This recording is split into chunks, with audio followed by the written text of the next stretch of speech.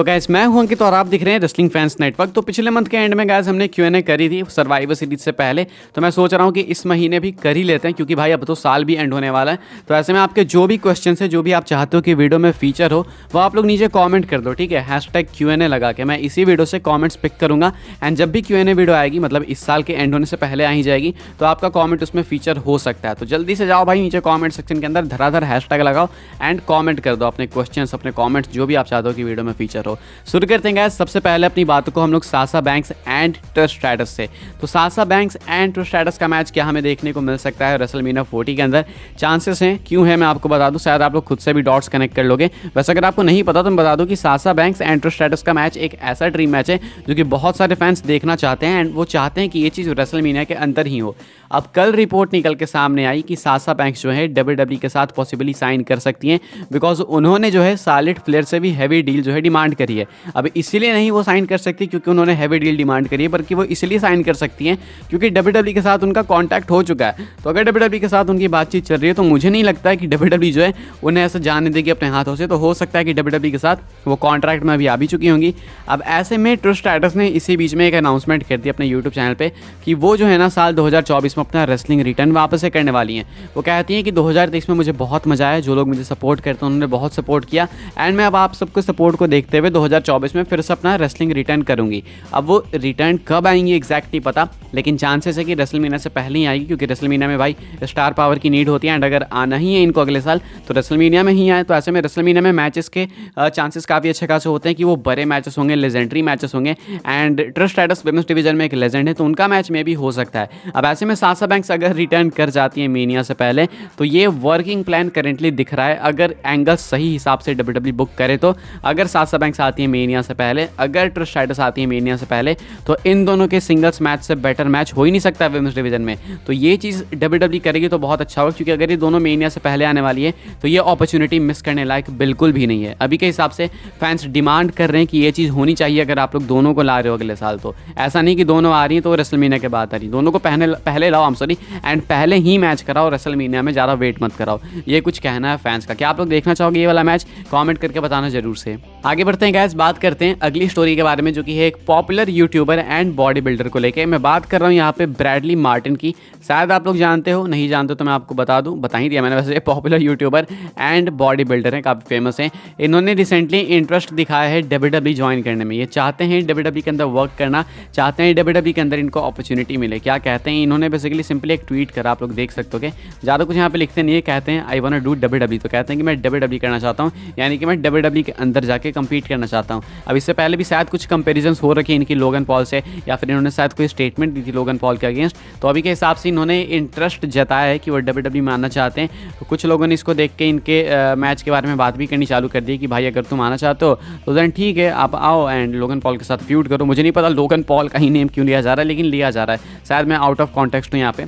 अभी के हिसाब से जो ब्रैडली मार्टिन है वो अपना इंटरेस्ट दिखाते हैं world wrestling entertainment triple H की कंपनी WWE में आने के लिए। क्या आपको लगता है कि WWE को लाना चाहिए? अगर आप जानते हो तो आप लोग बता सकते हो कमेंट करके जरूर से। बाकी अगर आप लोग नहीं भी जानते हो तो इनकी फिजिक वगैरह देख के आप लोग चाहो तो गैस वैस कर सकते हो कि WWE क्या इनको लाएगी या फिर नहीं, क्योंकि अभी इन्होंने सामने से इंटरेस्ट जताया है। इससे पहले शायद इनको UFC का ऑफर आ चुका है किसी मैच वगैरह के लिए, मुझे नहीं पता इन्होंने एक्सेप्ट किया था नहीं किया था, लेकिन इससे पहले भी कॉम्बैट स्पोर्ट्स इनको ऑफर वगैरह आ चुका है एंड अभी के हिसाब से WWE वाले भी शायद इनको साइन कर सकते हैं अगर ये खुद सामने से इतना ज़्यादा इंटरेस्टेड करेंटली दिख रहे हैं तो। आगे बढ़ते हैं गैस, बात करते हैं अपनी अगली स्टोरी के बारे में जो कि है एक डेटा को लेके। साल 2023 एंड हो रहा है तो आपको मालूम है कि मल्टीपल डेटास निकल के सामने आएंगे। इससे पहले भी मैंने आपके साथ कई सारे डेटास अभी रिसेंट के कुछ दिनों में कुछ स्टैट्स मैंने आपके साथ शेयर करें, तो कुछ और डेटा है निकल के सामने आए, मैं आपको दिखा दूँ। ये डेटा है कि Monday night raw and Friday night SmackDown से किस सुपरस्टार ने सबसे ज़्यादा मैचेस रसल करें। हालांकि मैंने आपको ऑलरेडी बता रखा है कि WWE में ओवरऑल किसने सबसे ज़्यादा इस साल मैचेस रसल करें, लेकिन अभी ये ब्रांड स्पेसिफिक अपडेट है तो मैं आपको बता देता हूँ। अपडेट का कहना है, डेटा का कहना है, from the WWE raw brand, Cody Rhodes has had the most matches in 2023 with 108. In relation to the SmackDown brand, both LA Knight and Austin Theory have the most from the brand with 93 each. तो यहाँ पे बताया जा रहा है कि जो Cody Rhodes हैं इन्होंने मंडे नाइट रॉ से सबसे ज़्यादा मैचेस कंप्लीट करें, कंबाइन करा जा रहा है यहाँ पे टीवी, लाइव इवेंट, पीएलई सबको। एंड यहाँ पे 108 मैचेस थे इनके, यानी कि रॉ में सबसे ज़्यादा मैचेस कंप्लीट करने वाले सुपरस्टार अगर कोई हैं तो वो हैं कोडी रोड्स। स्मैकडाउन की बात करेंगे तो LA Knight and Austin theory same top spot को शेयर कर रहे हैं टोटल 93 मैचेस के साथ। यहाँ पे भी टीवी, लाइव इवेंट्स, पीएलई सब काउंट हो रहे हैं। तो अभी के हिसाब से ये 3 सुपरस्टार्स जिन्होंने साल 2023 में रॉ स्मैकडाउन की तरफ से सबसे ज़्यादा मैचेस रेसल किए हैं। And Cody Rhodes Monday night raw को यहाँ पे लीड कर रहे हैं। एंड दूसरी तरफ आपको देखने को मिल जाएंगे Austin theory and LA Knight. आगे बढ़ते हैं गाइस, बात करते हैं सैमी ज़ेन के बारे में। सैमी ज़ेन को लेकर थोड़ी सी डिसअपॉइंटिंग अपडेट निकल के सामने आई थी कि अब चांसेस बहुत ही ज़्यादा कम है कि WWE इनको कोई मेजर पुश देगी। एंड अब तो और ज़्यादा कम चांसेस है कि ये कभी वर्ल्ड चैंपियन बनेंगे WWE के अंदर। काफ़ी सारे फैंस चाहते हैं कि सैमी ज़ेन को मिले वो वर्ल्ड टाइटल, उन्हें मोमेंट मिले, लेकिन अभी वो मोमेंटम चला जा चुका है, लगता नहीं कि चीज़ होने वाली है। लेकिन हाँ, ज़रूरी नहीं है कि वर्ल्ड चैंपियन ही बनना आपको जो है स्टैब्लिश करे एक WWE मेन इवेंटर के तौर पे।